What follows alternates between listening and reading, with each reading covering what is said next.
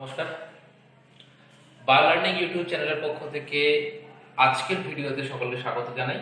আজকের ভিডিওটি mainly class 11 এর কথা মাথায় রেখেই বানানো হয়েছে এবং এই টপিকটি যেটি আছে ব্যাকটেরিয়াল ক্লাসিফিকেশন, মানে ব্যাকটেরিয়াকে কিভাবে শ্রেণীবিন্যাস করা হয়েছে বা কিসের উপর ভিত্তি করে শ্রেণীবিন্যাস করা হয়েছে, সেই সমগ্র ক্লাসিফিকেশনটা আজকের ভিডিওর মধ্যে আমি দেখাবো এবং চেষ্টা করব তোমাদের যাতে বুঝতে সুবিধা হয় সেভাবে বলা। তো এই টপিকটা যেমন ক্লাস 11 এর ছাত্রদের ক্ষেত্রে গুরুত্বপূর্ণ, তেমনি একইভাবে নিটের ক্ষেত্রেও, নিট স্টুডেন্টদের ক্ষেত্রেও কিন্তু এটা অনেকটা উপকারে আসে। তো আমি মেনলি একটু ডিটেলসেই বলবো। এবার কিভাবে ক্লাসিফিকেশন করা হয়েছে, কি করা হয়েছে, কোনগুলো 11 এর ফাইনাল পরীক্ষার জন্য, এবছরের জন্য, বিশেষ করে 2021 সালের জন্য যারা পরীক্ষা দেবে, এখন যারা 2020-তে তোমার 11-এ পড়ছো, তাদের ক্ষেত্রে কোনগুলো ইম্পর্টেন্ট বা কোনগুলো আসার চান্স আছে, আমি সেই সম্পর্কে আলোচনা করব। এবং এই ক্লাসিফিকেশন শেষ হয়ে গেলে আমরা পরের টপিকে যাব, সেটা আমাদের পরের ভিডিওতে আমরা পাবো। তবে মেনলি আজকে আমরা যেটা দেখবো সেটা হচ্ছে ব্যাকটেরিয়াল ক্লাসিফিকেশন এবং সেটা কিভাবে করা হচ্ছে। দেখো, আজকের টপিকের মধ্যে আমি লিখেছি classification of bacteria. Bacteria classification করা হচ্ছে কিভাবে, 1 2 3 4 5, আমি 5টা ইউনিটে ভাগ করেছি, যেখানে হচ্ছে কার উপর ভিত্তি করে ব্যাকটেরিয়াকে ভাগ করা হচ্ছে। প্রথমেই যেটা বলছে on the basis of external morphology. তাহলে এক্সটার্নাল মরফোলজি বলতে কি, বাহ্যিক দিক থেকে কেমন দেখতে, তার উপর ডিপেন্ড করে ভাগ করা হচ্ছে ফার্স্ট পয়েন্টে বা ফার্স্ট ইউনিটে। এটা যাবে একটা ক্লাসিফিকেশন। 2 নম্বর যেটা বলছে on the basis of staining property. Staining mean এখানে রঞ্জিতকরণ করা। তাহলে রঞ্জিতকরণ হচ্ছে কি হচ্ছে না তার উপর ডিপেন্ড করে 2 নম্বর ভাগে ভাগ করা হচ্ছে স্টেনিং প্রপার্টি। 3 নম্বর যেটা বলা হচ্ছে on the basis of flagella. ফ্ল্যাজেলার উপস্থিতি আছে কি নেই বা কতগুলো আছে, কেমন ভাবে আছে, সেগুলোর উপর ভিত্তি করে 3 নম্বর ভাগ করা হবে বেসিস অফ ফ্ল্যাজেলা। 4 নম্বর বলা হচ্ছে on the basis of thermal sensitivity, মানে তাপীয় সহিষ্ণুতা অনুসারে, সেটা ঠান্ডায় থাকে কি গরমে থাকে কি মাঝামাঝি টেম্পারেচারে থাকতে পারে, তার উপর ডিপেন্ড করে 4 নম্বর ভাগ করা হবে ক্লাসিফিকেশন। 5 নম্বর হচ্ছে on the basis of the nutrition, মানে পুষ্টি, সে নিজে খাদ্য তৈরি করতে পারে কি পারে না, তার উপর ভিত্তি করে আমাদের 5 নম্বর ক্লাসিফিকেশন করা হবে। তো আমরা তাহলে কি দেখলাম, টোটাল আমাদের পড়ার বিষয় হচ্ছে আজকে দ্য ব্যাকটেরিয়াল ক্লাসিফিকেশন। কোন কোন পয়েন্টগুলোর উপর ডিপেন্ড করে দ্য ব্যাকটেরিয়াল ক্লাসিফিকেশন করা হবে। একটা ফার্স্ট পয়েন্ট যেটা বলা হচ্ছে এক্সটার্নাল মরফোলজির উপর একটা পয়েন্ট করা হবে বা ক্লাসিফাই করা হবে। স্টেনিং কিরকম হচ্ছে তার উপর একটা ভাগ করে করা হবে। ফ্ল্যাজেলার উপস্থিতি বা অনুপস্থিতি অনুসারে একটা ভাগ করা হবে। থার্মাল সেনসিটিভিটি বা তাপীয় সহিষ্ণুতা অনুসারে ভাগ করা হবে এবং মোড অফ নিউট্রিশন বা পুষ্টি পদ্ধতি অনুসারে ভাগ করা হবে। এই হচ্ছে আমাদের টোটাল 5টা ক্লাসিফিকেশনের বেসিস। তো এইভাবে আমরা প্রথমেই 1 থেকে শুরু করব। চলো আমরা দেখি এক্সটার্নাল মরফোলজি অনুসারে ব্যাকটেরিয়াকে কতগুলো ভাগে ভাগ করা হচ্ছে।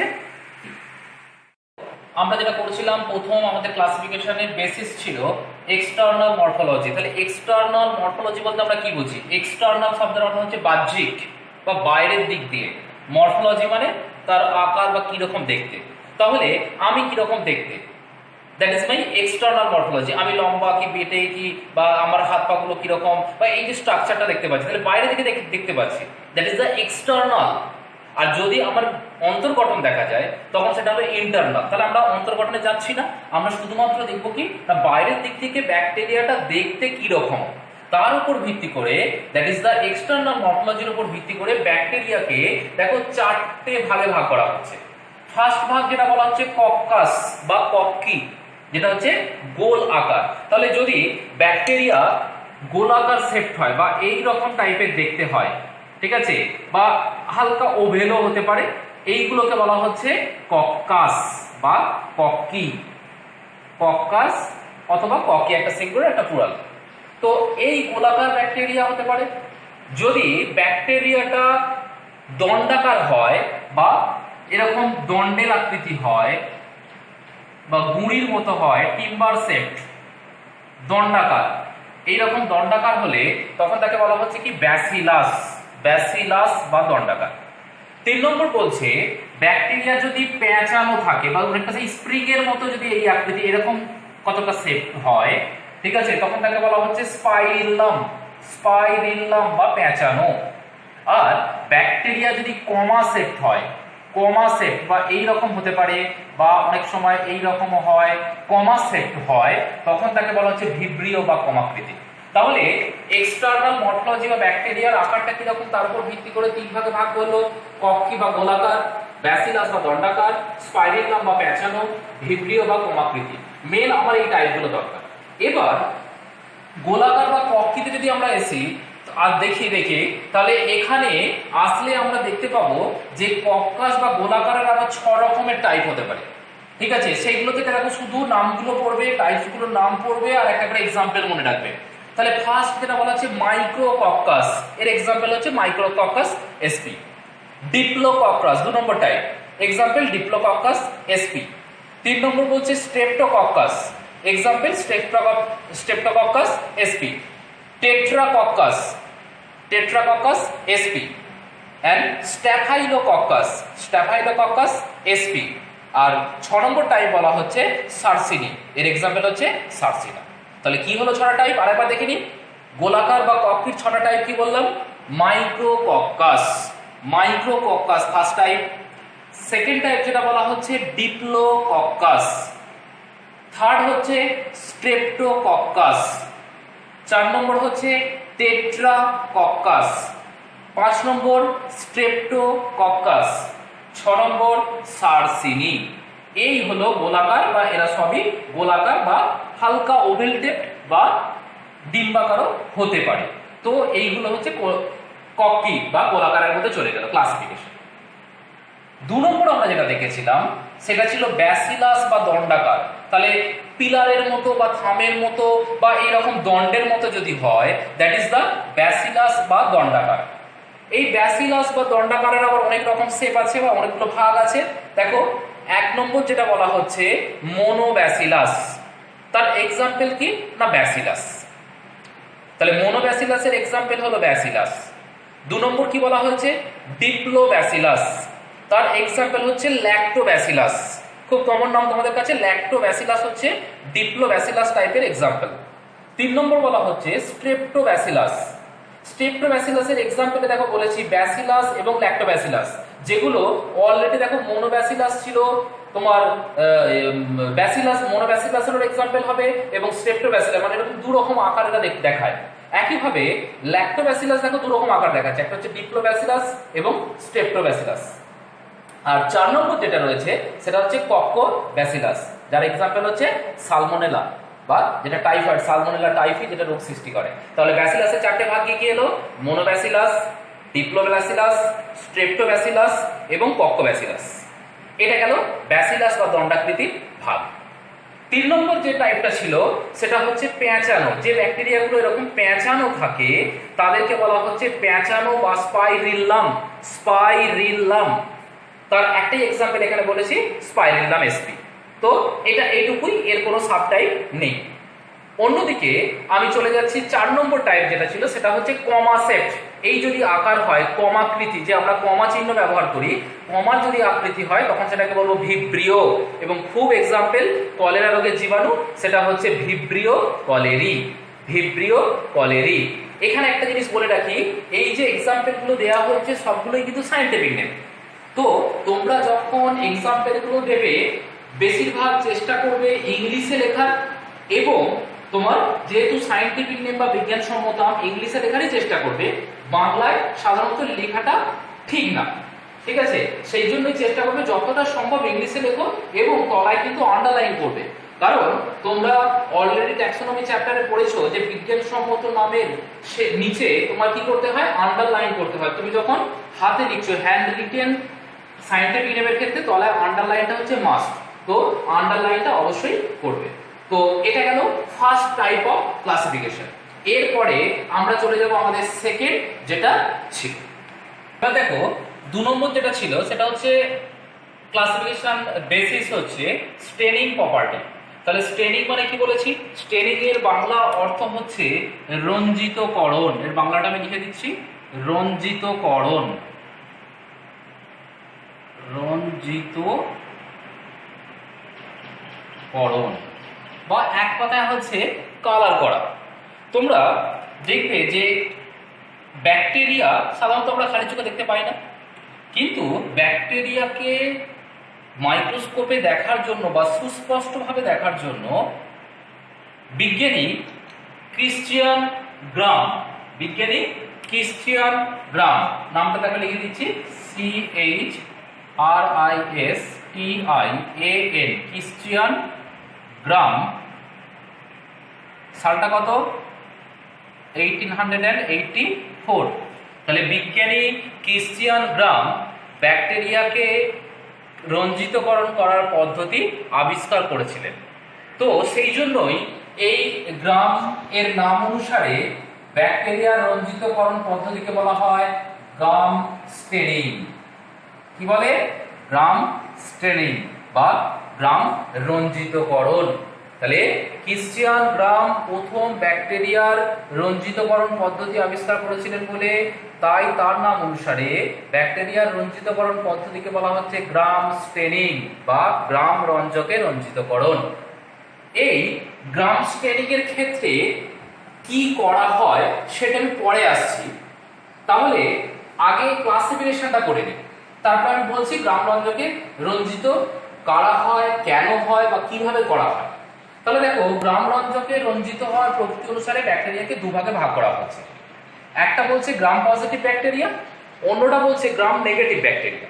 তাহলে পজিটিভ মিন্স যারা গ্রাম রঞ্জকে রঞ্জিত হয় বা যারা স্টেনটাকে ধরে রাখতে পারে, তাহলে গ্রাম রঞ্জকে রঞ্জিত হয় যে সকল ব্যাকটেরিয়া তাদেরকে বলা হচ্ছে গ্রাম পজিটিভ ব্যাকটেরিয়া।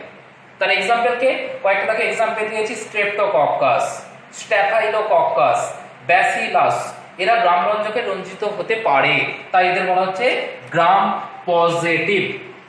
এটা খুব ইম্পর্টেন্ট, গ্রাম পজিটিভ ব্যাকটেরিয়া।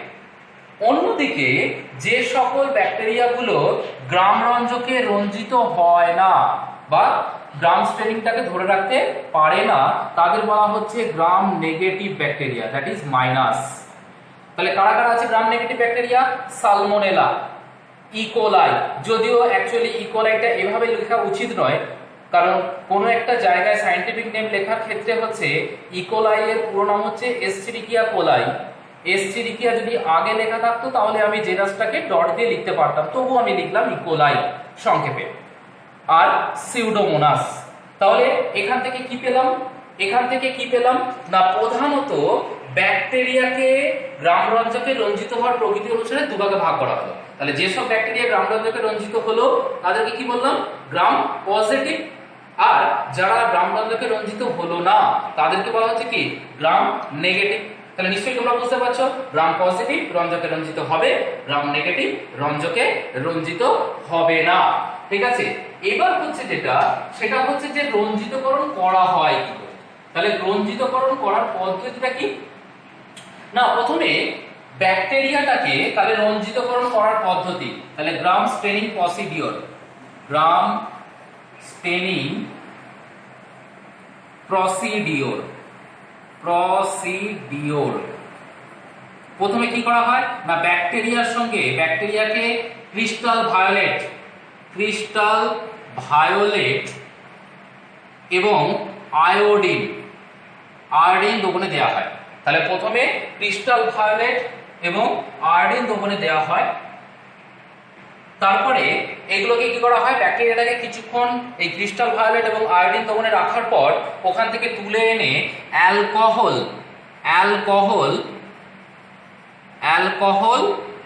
অথবা অ্যাসিটোন দ্বারা ধুয়ে ফেলা হয়। তাহলে প্রথমে কি করা হয়, ব্যাকটেরিয়াটাকে ক্রিস্টাল ভায়োলেট এবং আয়োডিন দ্রবণে কিছুক্ষণ রাখা হয়, রাখার পর তাকে ওই সলিউশন থেকে বা স্টেনিং থেকে তুলে এনে অ্যালকোহল বা অ্যাসিটন দিয়ে ধুয়ে ফেলা হয়। তাহলে যে সকল ব্যাকটেরিয়া অ্যালকোহল বা অ্যাসিটন দ্বারা ধোয়ার পরও কালারটাকে ধরে রাখতে পারবে তারা হচ্ছে গ্রাম পজিটিভ। আর যারা কালারটা ধরে রাখতে পারবে না, অ্যালকোহল দিয়ে ধোয়ার সাথে সাথে এই ক্রিস্টাল ভায়োলেট কালারটা চলে যাবে, তারা হচ্ছে গ্রাম নেগেটিভ ব্যাকটেরিয়া। তাহলে নিশ্চয়ই বুঝতে পারছো যে কিভাবে করা হয়, এটাই হলো প্রসিডিওর। এবার এখান থেকে আরেকটা কোশ্চেন বলে রাখি, অবশ্যই এটা নিটের জন্য গুরুত্বপূর্ণ, যেখান থেকে প্রশ্ন আসতেই পারে যে তোমাদের মাথায় প্রশ্নই আসতে পারে যে গ্রাম পজিটিভ ব্যাকটেরিয়া গুলো কেন কালারটা ধরে রাখলো আর গ্রাম নেগেটিভ ব্যাকটেরিয়া কেন কালারটা ছেড়ে দিল, তাহলে কালারটাকে ধরে রাখতে পারলো না কেন? তাহলে এটা হচ্ছে না নিটের একটা পোরশন এবং নিটের একটা কোশ্চেন আছে, সেখানে বলা হচ্ছে দেখো যে আমি এখানটায় লিখছি, সেখানে বলা হচ্ছে উত্তরটায় যে ব্যাকটেরিয়ার সেল ওয়ালটা মোস্ট ইম্পর্টেন্ট পার্ট এখানে একটা, কারণ ব্যাকটেরিয়ার সেল ওয়ালের একটা কম্পোজিশন হচ্ছে পেপটাইডোগ্লাইক্যান।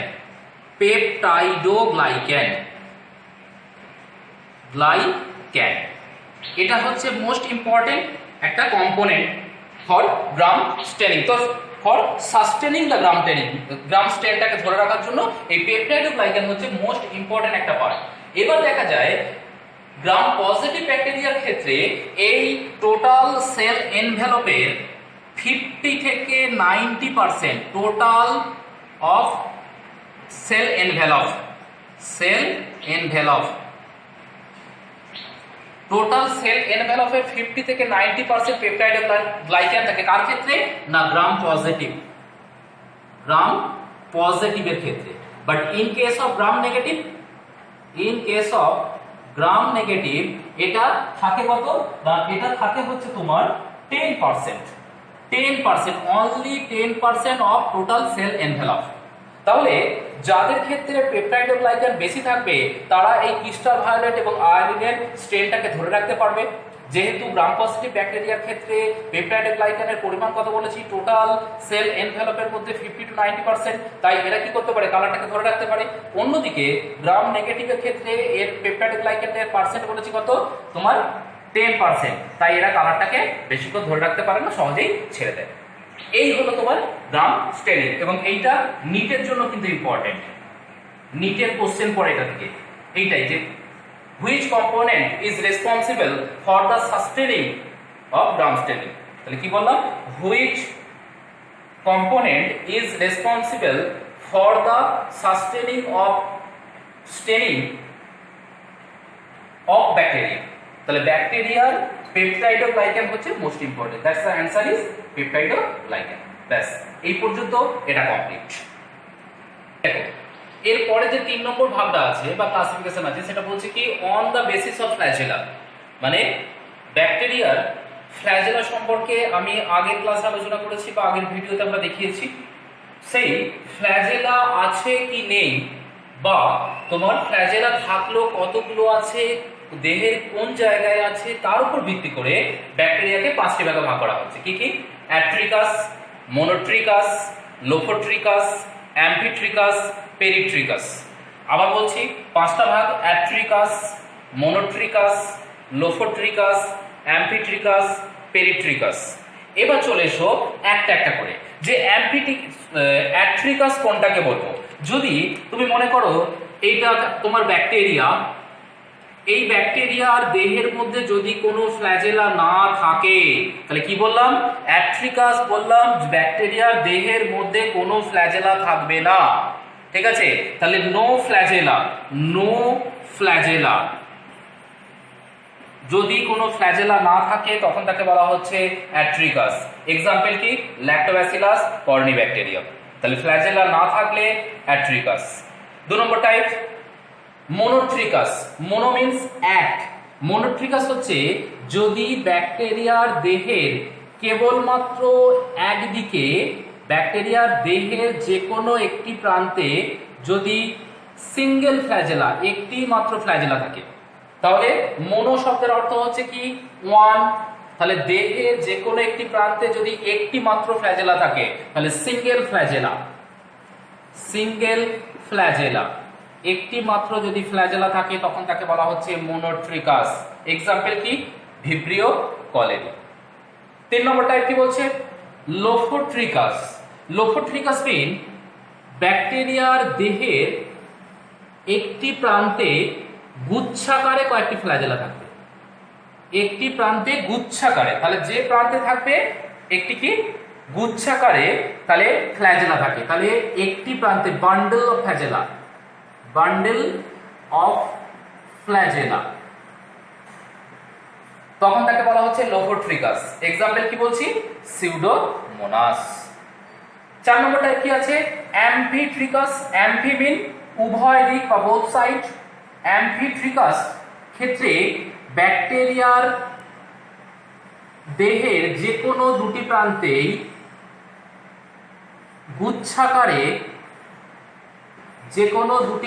গুচ্ছাকারে এরকম ফ্ল্যাজেলা থাকবে। ঠিক আছে, তাহলে bundle of flagella at the both end of bacteria। তাহলে দেহের উভয় প্রান্তে দুটি গুচ্ছে যখন ফ্ল্যাজেলা থাকছে তখন তাকে বলা হচ্ছে অ্যাম্ফিট্রিকাস। আর last but not the least সেটা হচ্ছে পেরিট্রিকাস। পেরি মানে পরিধি, কথা থেকে আসছে পেরিফেরি বা পরিধি থেকে আসছে। তাহলে ব্যাকটেরিয়া দেহের সমগ্র পরিধি বরাবর যদি এরকম ফ্ল্যাজেলা থাকে, বা সারা দেহ জুড়ে যদি ফ্ল্যাজেলা থাকে তখন তাকে বলা হচ্ছে কি পেরিট্রিকাস, কারণ কথাটা আসছে পেরিফেরি বা পরিধি থেকে। এক্সাম্পল কি? সালমোনেলা, ইকোলাই, এগুলো হচ্ছে পেরিট্রিকাসের এক্সাম্পল। তাহলে টোটাল সামারিটা একবার চলে আসি। প্রথমে কি পেয়েছিলাম? দেহের যদি কোনো ফ্ল্যাজেলা না থাকে তখন তাকে বলবো অ্যাট্রিকাস। দেহের এক প্রান্তে একটি মাত্র ফ্ল্যাজেলা থাকলে তখন বলবো মনোট্রিকাস। দেহের এক প্রান্তে যদি একটি গুচ্ছাকারে ফ্ল্যাজেলা থাকে একাধিক তখন তাকে বলা হচ্ছে লোফোট্রিকাস। 4 নম্বর টাইপ কি বললো? দেহের উভয় প্রান্তে গুচ্ছাকারে অনেকগুলো ফ্ল্যাজেলা আছে, তাহলে দুই প্রান্তে ছবিগুলো এইভাবে রিপ্রেজেন্ট করবে, সেটা হচ্ছে অ্যাম্ফিট্রিকাস। আর পেরিট্রিকাস যেটা বলছে সারা দেহ পরিধি বরাবর যদি ফ্ল্যাজেলা থাকে তখন তাকে বলা হচ্ছে পেরিট্রিকাস। তাহলে এইটা হয়ে গেল on the basis of classification. এরপরে যেটা আছে 4 নম্বর ক্লাসিফিকেশন বেসিস হচ্ছে থার্মাল সেন্সিটিভিটি বা তাপীয় সংবেদনশীলতা। কিছু ব্যাকটেরিয়া আছে মানে সবার যে তাপ সহ্য করার ক্ষমতা একই রকম হবে তা কিন্তু না। কোনো ব্যাকটেরিয়া আছে যারা বেশি তাপ সহ্য করতে পারে, কোনো ব্যাকটেরিয়া আছে কম তাপ সহ্য করতে পারে, আবার কোনো ব্যাকটেরিয়া আছে যারা খুব বেশি সহ্য করতে পারে না বা খুব কম তাপ সহ্য করতে পারে না, মানে মিডিয়াম থাকে। তো এই তাপীয় সংবেদনশীলতা অনুসারে বা থার্মাল সেন্সিটিভিটি অনুসারে ব্যাকটেরিয়াকে আমরা 3 ভাগে ক্লাসিফাই করছি। কি কি না, প্রথমে বলছে দেখো সাইক্রোফিলিক বা শৈত্যপ্রেমী। মানে এই সকল ব্যাকটেরিয়াগুলো কম তাপমাত্রায় থাকতে বেশি পছন্দ করে বা কম তাপমাত্রায় থাকে, তাই এদের বলা হচ্ছে সাইক্রোফিলিক বা শৈত্যপ্রেমী। এটা গেল 1 নম্বর টাইপ। 2 নম্বর টাইপ কি বলছে? মেসোফিলিক বা মধ্যম তাপপ্রেমী। এটার আলোচনাটা পরে আসছে। 3 নম্বর টাইপ যেটা আছে থার্মোফিলিক বা তাপপ্রেমী। তাহলে থার্মো মানে টেম্পারেচার, তাহলে এরা কি প্রচন্ড বেশি তাপমাত্রাতেও বেঁচে থাকতে পারে, তাই এদের বলা হচ্ছে থার্মোফিলিক। তাহলে দেখো আমি 3টে টাইপের মধ্যে প্রথমে বললাম সাইক্রোফিলিক মানে কম তাপমাত্রায়, থার্মোফিলিক হচ্ছে বেশি তাপমাত্রায়। তাহলে মাঝামাঝি না কম না বেশি মাঝামাঝি যে টেম্পারেচারে যে ব্যাকটেরিয়াগুলো থাকতে পারে তাদের বলা হচ্ছে কি মধ্যম তাপপ্রেমী বা মেসোফিলিক। এবার আমি যদি একটা আলোচনায় আসি তাহলে আমি এখানে দেখবো কি না, ফার্স্টটা থেকে আমি শুরু করি। 1 নম্বর যেটা বলা হয়েছে সাইক্রোফিলিক বা শৈত্যপ্রেমী। নিশ্চয়ই বুঝতে পারছো এরা খুব ঠান্ডা থাকতে পছন্দ করে। এবং দেখো এখানে একটা টেম্পারেচার, প্রথম যে টেম্পারেচারটা আমি লিখেছি এটা হচ্ছে রেঞ্জ। ব্যাকটেরিয়াগুলি মোটামুটি 0 থেকে 25 ডিগ্রি সেন্টিগ্রেড তাপমাত্রার মধ্যে দেখতে পাওয়া যায়।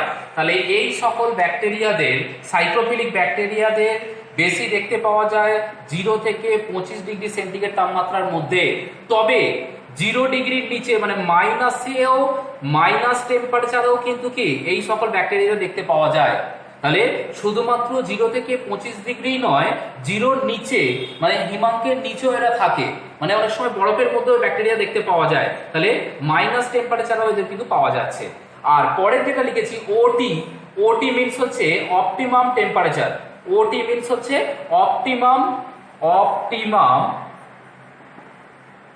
অপটিমাম টেম্পারেচার মানে আদর্শ তাপমাত্রা। তাহলে প্রত্যেকটা জীব বেঁচে থাকার জন্য একটা নির্দিষ্ট আদর্শ থাকে, বা তারা প্রজননটা করতে পারবে বা তারা সুষ্ঠুভাবে বেঁচে থাকতে পারবে, তার জন্য টেম্পারেচার হচ্ছে 5 থেকে 20 ডিগ্রি। যদিও এদের রেঞ্জ 0 থেকে 25, কিন্তু এদের অপটিমাম টেম্পারেচার হচ্ছে 5 থেকে 20 ডিগ্রি সেন্টিগ্রেড। এই তাপমাত্রায় এরা বংশ বিস্তারটা ভালো করতে পারে এবং তোমার জীবন ধারাটা ভালো করতে পারে। সো এর এক্সাম্পল হচ্ছে একটাই বলেছি, সিউডোমোনাস। এইটা গেল সাইক্রোফিলিক। 2 নম্বর যেটা আছে সেটা হচ্ছে মেসোফিলিক মানে মধ্যম তাপপ্রেমী। তাহলে এদের বেঁচে থাকার জন্য বা বেঁচে থাকতে পারে টেম্পারেচার 10 ডিগ্রি থেকে শুরু করে 40 ডিগ্রি সেন্টিগ্রেড পর্যন্ত। তাহলে 10 থেকে 40 ডিগ্রি সেন্টিগ্রেড পর্যন্ত এরা বেঁচে থাকতে পারে, তবে এদের অপটিমাম টেম্পারেচার হচ্ছে 20 থেকে 40 ডিগ্রি সেন্টিগ্রেড। 20 থেকে 40 ডিগ্রি সেন্টিগ্রেড হচ্ছে অপটিমাম টেম্পারেচার। এদের এক্সাম্পল কি বলেছি, রাইজোবিয়াম যেটা তোমরা জানো সিম্বায়োটিক ব্যাকটেরিয়া, অ্যাজোটোব্যাক্টর এটা হচ্ছে তোমার ফ্রি লিভিং বা স্বাধীনজীবী ব্যাকটেরিয়া। তাহলে এইগুলো হচ্ছে তোমার মেসোফিলিক, যেটা আমাদের এইখানকার বা আমাদের এনভায়রনমেন্টে প্রচুর দেখতে পাওয়া যায়। কারণ টেম্পারেচার তোমরা নিশ্চয়ই জানো আমাদের টেম্পারেচার মোটামুটি 40 বা তার সামান্য বেশি বা কম সিজন অনুসারে চেঞ্জ হয়, তাই এই ব্যাকটেরিয়াগুলো আমরা এখানে খুব পেয়ে থাকি। তারপরে 3 নম্বর যেটা আছে সেটাকে বলা হচ্ছে থার্মোফিলিক, মানে তাপপ্রেমী, মানে প্রচন্ড বেশি তাপমাত্রায় এরা বেঁচে থাকতে পারে। তার তাপমাত্রা রেঞ্জ কত, 40 ডিগ্রি থেকে শুরু করে 80 ডিগ্রি পর্যন্ত এরা বেঁচে থাকতে পারে। যদিও 80 ডিগ্রির পর মানে ইভেন 100 ডিগ্রি সেন্টিগ্রেডের বেশি তাপমাত্রাতেও বেঁচে থাকতে পারে। 100 ডিগ্রি সেন্টিগ্রেডের বেশি তাপমাত্রাতেও বেঁচে থাকতে পারে, তবে সাধারণত আমরা বলে থাকি যে 40 থেকে 80 ডিগ্রির মধ্যে এরা থাকে। তো এদের বেঁচে থাকার জন্য অপটিমাম টেম্পারেচার কত, 40 থেকে 60 ডিগ্রি, যেখানে মানুষ বাঁচতে পারে না কিন্তু ব্যাকটেরিয়া বেঁচে থাকতে পারে। অপটিমাম টেম্পারেচার এটা। কারা কারা থাকে না, ব্যাসিলাস কোয়াগুল্যান্স, ব্যাসিলাস কোয়াগুল্যান্স এই একটা ব্যাকটেরিয়া, এটা হচ্ছে থার্মোফিলিকের এক্সাম্পল। আর একটা হচ্ছে মোস্ট ইম্পর্টেন্ট, যেটা ক্লাস 12 এ গিয়ে তোমরা এই ব্যাকটেরিয়াটার নামটা খুব কমন হয়ে যাবে, সেটা হচ্ছে থার্মাস অ্যাকুয়াটিকাস। থার্মাস অ্যাকুয়াটিকাস এই ব্যাকটেরিয়া হচ্ছে হট স্প্রিং, হট স্প্রিং বা উষ্ণ প্রস্রবণ বলে আমরা যেটা জানি, হট স্প্রিং বা উষ্ণ প্রস্রবণের জলে ব্যাকটেরিয়া পাওয়া যায় 90 ডিগ্রি সেন্টিগ্রেডের উপরে বেঁচে থাকতে পারে, এবং এই ব্যাকটেরিয়াটা বায়োটেকনোলজিতে প্রচুর পরিমাণে ইউজ করা হয়। থার্মাস অ্যাকুয়াটিকাস এটা হলো থার্মোফিলিক ব্যাকটেরিয়া। তাহলে এই গেল থার্মাল সেন্সিটিভিটি অনুসারে বা তাপীয় সংবেদনশীলতা অনুসারে ব্যাকটেরিয়া 3টে শ্রেণীবিন্যাস। এখানে যেটা ভাগ করা হচ্ছে on the basis of nutrition, নিউট্রিশনের উপর ডিপেন্ড করে এটাকে ভাগ করা হচ্ছে। ব্যাকটেরিয়াকে প্রধানত দুভাগে ভাগ করা হচ্ছে, মানে নিউট্রিশন মানে হচ্ছে পুষ্টি। যদি নিজে খাদ্য তৈরি করতে পারে তাদের বলা হচ্ছে অটোট্রফ বা স্বভোজী, আর যদি নিজের খাদ্য নিজে তৈরি করতে না পারে, খাদ্যের উপর যদি অন্যের উপর নির্ভরশীল হয়, তখন তাকে বলা হচ্ছে হেটেরোট্রফ বা পরভোজী। তাহলে প্রধানত যে সকল ব্যাকটেরিয়ার ক্ষেত্রে ক্লোরোফিল থাকে তারা ফটোসিনথেসিস প্রক্রিয়া বা কেমোসিনথেসিস প্রক্রিয়ার মাধ্যমে নিজের খাদ্য নিজে তৈরি করতে পারে, তাই তাদের বলা হচ্ছে অটোট্রফস বা স্বভোজী। আর যে সকল ব্যাকটেরিয়ার দেহে তোমার ক্লোরোফিল থাকে না, ফলে নিজের খাদ্য নিজে তৈরি করতে পারে না, তাদের বলা হচ্ছে হেটেরোট্রফস বা পরভোজী। এবার আমরা অটোট্রফ এবং হেটেরোট্রফ আলাদা আলাদা করে ক্লাসিফিকেশনে আসবো। প্রথমে আমরা চলে আসি অটোট্রফ বা স্বভোজী। তাহলে স্বভোজী বলেছি কি, ক্লোরোফিল থাকার জন্য নিজেদের খাদ্য নিজেরা তৈরি করতে পারে, সেটা সালোক সংশ্লেষ হতে পারে অথবা রাসায়নিক সংশ্লেষ হতে পারে। তো এখানে অটোট্রপিক যে ব্যাকটেরিয়াগুলো রয়েছে তাদেরকে দুটো ভাগে ভাগ করা হচ্ছে, ফটো অটোট্রপিক, কেমো অটোট্রপিক। তাহলে ফটো মিন্স লাইট, অটোট্রপিক মানে নিজের খাদ্য নিজে তৈরি করতে পারা, বা সালোক সংশ্লেষ, আলোক সংশ্লেষ। তাহলে আলোর উপস্থিতিতে ক্লোরোফিলের সাহায্যে যে সকল ব্যাকটেরিয়া নিজেদের দেহে নিজেদের খাদ্যটা তৈরি করতে পারে তাদের বলা হচ্ছে ফটো অটোট্রপিক বা সালোক সংশ্লেষকারী ব্যাকটেরিয়া। উদাহরণ কি কি হলো, ক্লোরোবিয়াম, ক্রোমাটিয়াম, এগুলো হচ্ছে তোমার ফটো অটোট্রপিক ব্যাকটেরিয়া। এবং এদের রঞ্জকটার নাম কি, এদের রঞ্জকটার নাম হচ্ছে ক্লোরোফিল। ক্লোরোফিল, ক্লোরোফিল, এই ক্লোরোফিল রঞ্জক থাকার জন্য এরা ফটো অটোট্রপিক, তাই সালোক সংশ্লেষ করতে পারে। অন্যদিকে আরেক ধরনের যে অটোট্রপিক ব্যাকটেরিয়া তাকে বলা হচ্ছে কেমো অটোট্রপিক। কেমো মানে কেমিক্যালস থেকে কথাটা আসছে, কেমো বা রাসায়নিক সংশ্লেষকারী। তাহলে এরা তোমার রাসায়নিক পদার্থের সাহায্য নিয়ে, যেমন ফটো অটোট্রপিক ব্যাকটেরিয়া কি করে না, ফটোট্রপিক ব্যাকটেরিয়া জলের সাহায্যে খাদ্য তৈরি করে, কিন্তু কেমো অটোট্রপিক ব্যাকটেরিয়া জল নয়, বিভিন্ন খনিজ মৌল, সেটা H2S হতে পারে বা অন্য কোনো খনিজ উপাদানের থেকে এরা কি করে খাদ্য তৈরি করে, তাই এটাকে বলা হচ্ছে কেমোসিনথেসিস। এবং এদের যে ক্লোরোফিল থাকে সেগুলোকে বলা হচ্ছে bacterial chlorophyll. Bacterial chlorophyll, bacterial chlorophyll এর সাহায্যে এরা কি করে না রাসায়নিক সংশ্লেষ করে। উদাহরণ কোন কোন bacteria, nitrobacter, nitrosomonas, beggiatoa, beggiatoa, nitrobacter, nitrosomonas, এগুলো হচ্ছে কেমোসিনথেসিস ব্যাকটেরিয়া। তাহলে এই পুরো ব্যাকটেরিয়াগুলো কি করতে পারে, এরা অটোট্রপিক। বাদ বাকি আমার ক্লাসিফিকেশনের মধ্যে যেটুকুটা পড়ে রয়েছে সেটা হচ্ছে কি হেটেরোট্রফিক ব্যাকটেরিয়া। দেখো হেটেরোট্রফিক ব্যাকটেরিয়াকে দুভাগে ভাগ করা হচ্ছে, কারণ এরা নিজের খাদ্য নিজে তৈরি করতে পারে না। তাহলে কি কি বেসিস কি বা কার উপর ভিত্তি করে ভাগ করা হচ্ছে? বলছে 1 নম্বর হচ্ছে দেখো আলোর প্রয়োজনীয়তা অনুযায়ী, 1 নম্বর হচ্ছে আলোর প্রয়োজনীয়তা অনুসারে ভাগ করা হলো। আর অন্য দিক দিয়ে অবস্থানের মাধ্যমের ভিত্তিতে, ঠিক আছে, কার মধ্যে অবস্থান করছে বা তার পুষ্টি প্রক্রিয়াটা কিরকম তার উপর ভিত্তি করে 2 নম্বর ভাগ করা হচ্ছে। তাহলে প্রথম যেটা আছে আমাদের আলোর প্রয়োজনীয়তা অনুসারে বা কতটা আলো দরকার, কতটা আলো লাগবে, আলোর উপস্থিতি, এর উপর ভিত্তি করে দুভাগে ভাগ করা হচ্ছে, আলোক জৈবভোজী বা ফটো অর্গানোট্রপস, আরেকটা হচ্ছে রাসায়নিক জৈবভোজী বা কেমো অর্গানোট্রপস। তাহলে ফটো অর্গানোট্রপস এক্সাম্পল বলা হয়েছে রোডোসিউডোমোনাস, আর কেমো অর্গানোট্রপের এক্সাম্পল হচ্ছে মিথানোসোমোনাস। তাহলে আলোর প্রয়োজনীয়তা অনুসারে দুভাগে ভাগ করলো, ফটো অটোট্রপস, কেমো অটোট্রপস, এটা চলে গেল। 2 নম্বর যে ভাগটা ছিল হেটেরোট্রপস, সেটা হচ্ছে অবস্থানের মাধ্যমের ভিত্তিতে বা কার উপর অবস্থান করছে বা তার পুষ্টি প্রক্রিয়াটা কি রকম তার উপর 3টে ভাগে ভাগ করা হচ্ছে। দেখো মৃতজীবী, মিথজীবী, পরজীবী, মিথজীবী, পরজীবী। তাহলে প্রথমে যদি আমি পরজীবী দিয়ে শুরু করি, তাহলে পরজীবী বা প্যারাট্রপস, পরজীবী বলতে কি বোঝায় না কোনো একটা জীব তার খাদ্যের জন্য পুরোপুরি অন্যের উপর নির্ভরশীল। তাহলে পরজীবী প্যারাট্রপস, এর আবার 2 রকম পরজীবী হয়। কিছু পরজীবী আছে আংশিকভাবে নির্ভরশীল, কিছু পরজীবী আছে পুরোপুরি নির্ভরশীল। তাহলে যে সকল জীব কোন ব্যাকটেরিয়া তোমার পোষকের ওপর সম্পূর্ণরূপে নির্ভরশীল তাদের বলা হচ্ছে বাধ্যতামূলক, মানে পোষক না থাকলে তা সেই জীবের কোনো অস্তিত্ব থাকবে না, তাদের বলা হয় বাধ্যতামূলক পরজীবী। যেমন হচ্ছে নিসেরিয়া গনোরি, যেটা গনোরিয়া রোগ সৃষ্টি করে, এটা হচ্ছে বাধ্যতামূলক। আর আংশিক কি না পুষ্টির জন্য কোনো নির্দিষ্ট একটা পোষকের উপর নির্ভরশীল না থেকে অন্য কোনো পোষকের উপর নির্ভরশীল থাকে, মানে যদি কোনো একটা পোষকের ক্ষতি হয়ে যায় তাহলে ব্যাকটেরিয়াটা বা জৈবিক প্রক্রিয়াটা পুরোপুরি নষ্ট হবে না, সেটা হচ্ছে আংশিকভাবে নির্ভরশীল। তাহলে এটা হচ্ছে আংশিক পরজীবী, যেমন হচ্ছে সিউডোমোনাস। এটা গেল পরজীবী। মিথজীবী যেটা আছে, মিথজীবী মানে দুটো জীব একে অপরের উপর নির্ভরশীল, মানে একজন ছাড়া আরেকজন কিন্তু চলতে পারে না, সেটাকে বলা হচ্ছে সিম্বায়োটিক একটা অ্যাসোসিয়েশন বা মিথজীবীয় পুষ্টি। এদের ক্ষেত্রে দেখা যায় কার ক্ষেত্রে?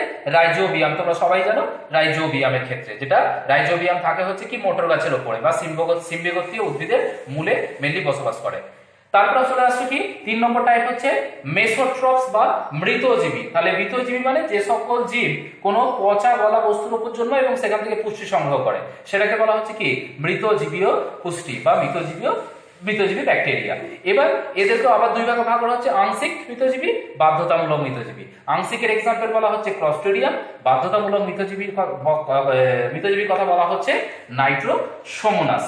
নাইট্রোসোমোনাস। তাহলে এই ছিল আমাদের টোটাল আজকের ব্যাকটেরিয়াল ক্লাসিফিকেশনের 5টা বেসিস এবং তাদের কিভাবে ক্লাসিফিকেশন করা হচ্ছে পুরো আমি ফ্লো চার্টের মাধ্যমে দেখিয়েছি। তো আশা করছি তোমরা বুঝতে পেরেছো। যদি কারো কোনো সমস্যা থাকে বা যদি কারো কোনো প্রবলেম হয় অবশ্যই তোমরা কমেন্ট বক্সে জানাতে পারো।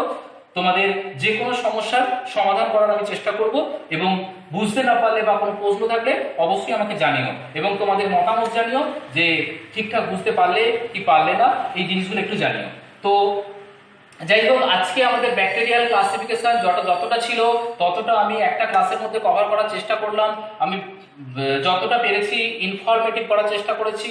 তো ভালো করে এই জিনিসগুলো পড়বে এবং এখান থেকে দুটো জিনিস বা সামনের বছর 21-এর 11-এর পরীক্ষার ফাইনাল পরীক্ষার জন্য দুটো ক্লাসিফিকেশন সিস্টেম ভালো করে করে রাখবে। সেটা হচ্ছে অবশ্যই আমার একান্ত মতামত। তো আশা করছি পড়লেও পড়তে পারে এই বিষয়গুলো। সেটা হচ্ছে ফ্ল্যাজেলা ভিত্তিক শ্রেণীবিন্যাস, কারণ 2020 সালে ফ্ল্যাজেলা ভিত্তিক শ্রেণীবিন্যাস পড়েনি। ফ্ল্যাজেলা ভিত্তিক শ্রেণীবিন্যাসটা ব্যাকটেরিয়া দেখে রাখবে। আর একটা হচ্ছে রঞ্জকের রঞ্জিত হওয়ার প্রকৃতি অনুসারে ব্যাকটেরিয়া শ্রেণীবিন্যাস। এই দুটো আমার থেকে সাজেশন রইল। অবশ্যই আবারও বলছি এটা আমার একান্ত ব্যক্তিগত মতামত। তো এই দুটো ক্লাসিফিকেশন ভালো করে দেখে রাখবে। তাহলে ক্লাসিফিকেশন সিস্টেম ছিল এই পর্যন্তই। আজকের মতো পড়ানো এই পর্যন্তই থাকলো। নেক্সট ক্লাসে আমরা ব্যাকটেরিয়াল রিপ্রোডাকশন বা ব্যাকটেরিয়ার জনন কিভাবে হয় এবং ব্যাকটেরিয়ার ইকোনমিক ইম্পর্টেন্স বা ব্যাকটেরিয়ার উপকারিতা সম্পর্কে আমরা জেনে ব্যাকটেরিয়াটাকে কমপ্লিট করব। তো নেক্সট ক্লাসের জন্য তোমরা অবশ্যই রেডি থাকবে আর ভিডিওটি ভালো করে দেখবে। যদি কোনো জায়গায় প্রবলেম থাকে তো তোমরা অবশ্যই কমেন্ট বক্সে জানিও।